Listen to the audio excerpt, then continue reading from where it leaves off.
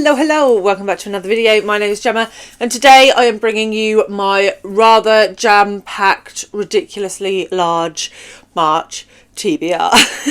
So before we get into the mess that is March, let's review February, which didn't go brilliantly. Okay, I'm not quite sure what happened. I feel like I read a lot, but I just didn't read anything that was on my TBR.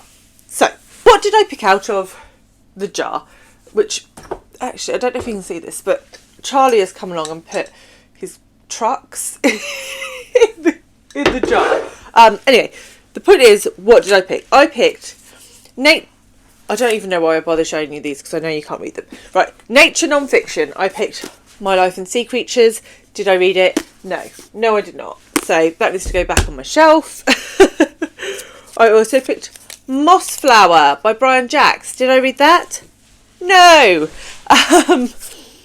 Then we have a favourite of Eric Carl Anderson. I picked Boulder. I reserved it at the library. I picked it up from the library. Have I read it? No. And then finally, the one that I have done, Women's Prize. So I was going to pick a book from the Women's Prize for Non-Fiction long list, and I am currently reading Some People Need Killing by Patricia Evangelista, and I am about halfway through that at the moment, so that I think I'll probably finish that by the end of the month. It might just roll it into March. So I did one. 1 out of 4. So I'll put the others all back in the jar.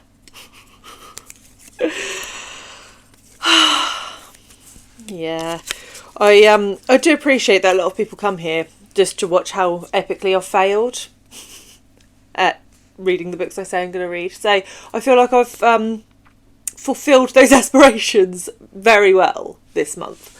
So we'll pop those back in there. So this month I'm actually not going to pick from the jar.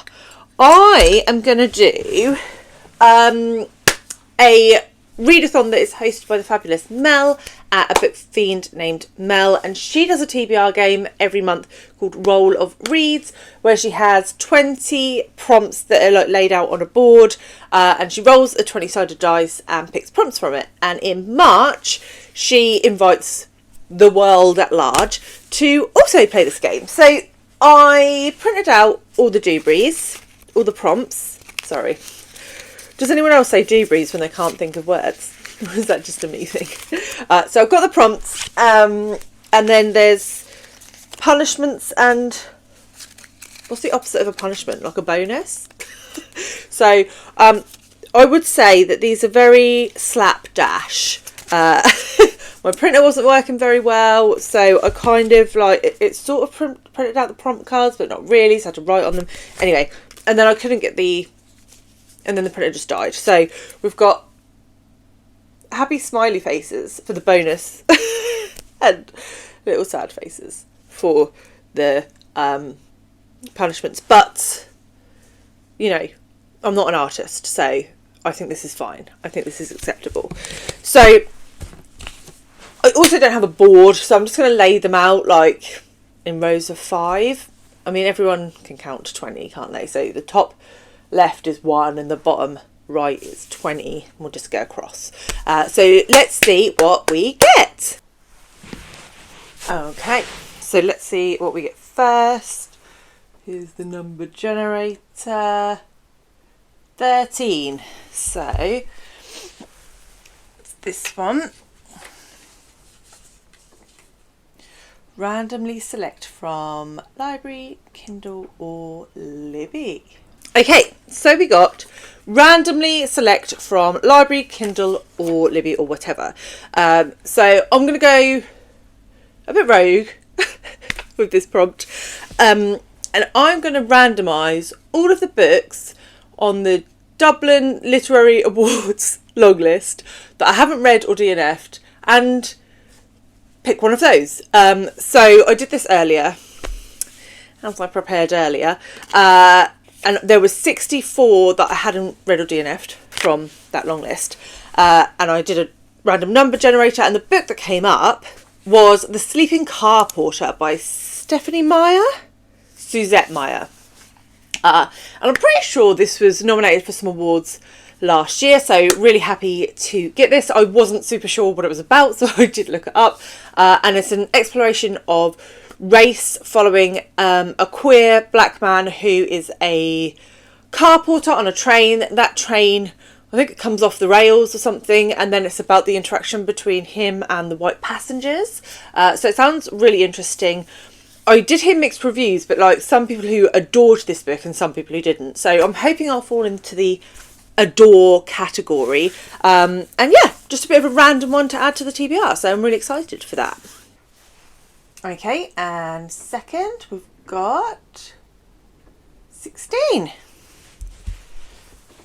That's this one. Host's favourite. Okay, then we've got host favourite.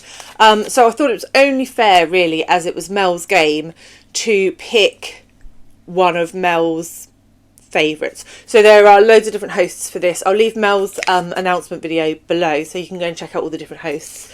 But I'm going to pick Babel by RF Kuang, which is one of Mel's favourites. I've been meaning to get to it since it came out. I feel like it came out about 10 years ago and I still haven't got to it. So yeah, looking forward to that. That's I think it's sort of a dark academia. I don't know if it's got fantasy elements in it or not. RF Kuang has written fantasy in the past. But it's had pretty much universal praise, so I am excited for that. Okay, and third up, 12.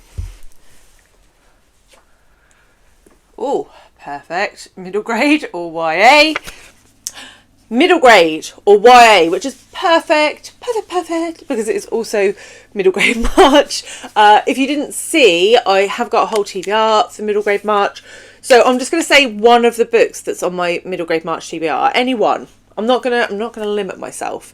But yeah, any book that's on that TBR. If I read at least one, then I've completed this prompt. And finally, 4.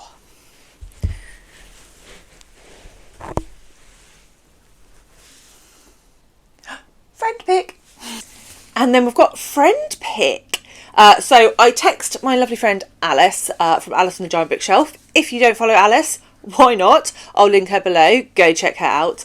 I may have suggested that she could, if she wanted to, pick something from the Women's Prize for Non-Fiction long list. And she obliged. So Alice picked for me A Flat Place by Noreen Masud, which is getting quite a lot of hype. People are really enjoying this one. The lovely Martha, hi Martha if you're watching, sent me a DM on Instagram the other day to say, Gemma, I think you'll really love this book. It's like really you, which probably means it's absolutely soul destroying. And this is a memoir / nature non-fiction about Noreen's experience after a traumatic episode in her childhood, I believe.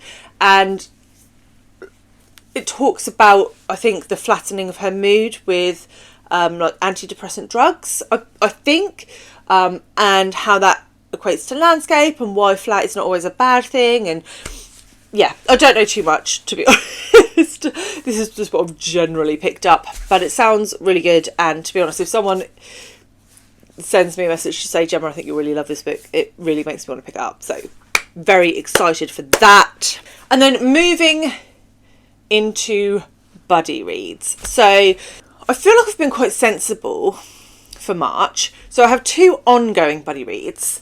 We have The Beast, that is Ulysses, that I'm reading with Alice. Look, it looks like we've made a good headway, but man, this book is hard work. Utter gobbledygook. Anyway, me and Alice will be continuing to read this. We are 235 pages in. So yeah, I'm hoping that we'll be somewhere around the 400 mark by the end of March, maybe more, 450. I'm also reading A Suitable Boy by Vikram Seth with Jolene at Bookworm Adventure Girl and Lindy at Lindy's Magpie Reads. There's a big group on Voxer reading that. That's also a slow buddy read, but really enjoying that. So that continues. The only one I'm adding is Yumi and the Nightmare Painter by Brandon Sanderson, which I'm reading with Jack from Spoke Bookjoy, Sandy from Miss Reads a Lot, and Dia from Novel Idea. We have like a little fantasy reading group. We've had some bad experiences. I really love fantasy, and yet as a group we seem to keep picking up rubbish books. So hopefully Brandon Sanderson won't lead us astray, and we'll be reading that one. Then book clubs. We have the FOMO book club, which is a book club that I run with Jack from Spread Bookjoy and Alice from Alice and the Giant Bookshelf. All the details are all linked below, and the pick for March and April is The Bridge to Terabithia by Catherine, what is her name? Catherine Patterson. And this is a middle grade book about two children forming an unlikely friendship and then creating an imaginary kingdom where they rule. I don't know too much more than that, but I'm really excited to get to it. If you want to join us, please do. We have a Discord, and we will be doing a live for Terabithia on Jack's channel at the end of April. Yes. The other book club I'm a part of is my Works book club, and this month we're reading Crooked Plough by Itamar Vieira Jr.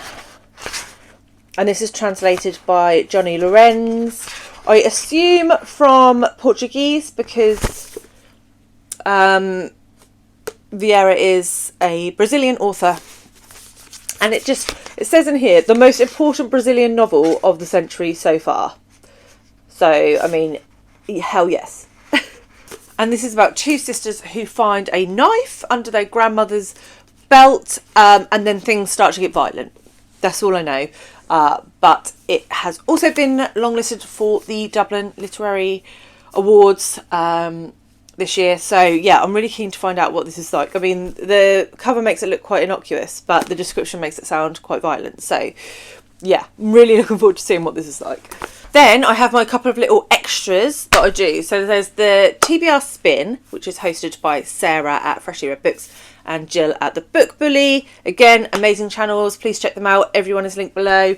And my pick for February was Pyre by Perumal Murugan and translated from the Tamil by Anirudin Vasudevan.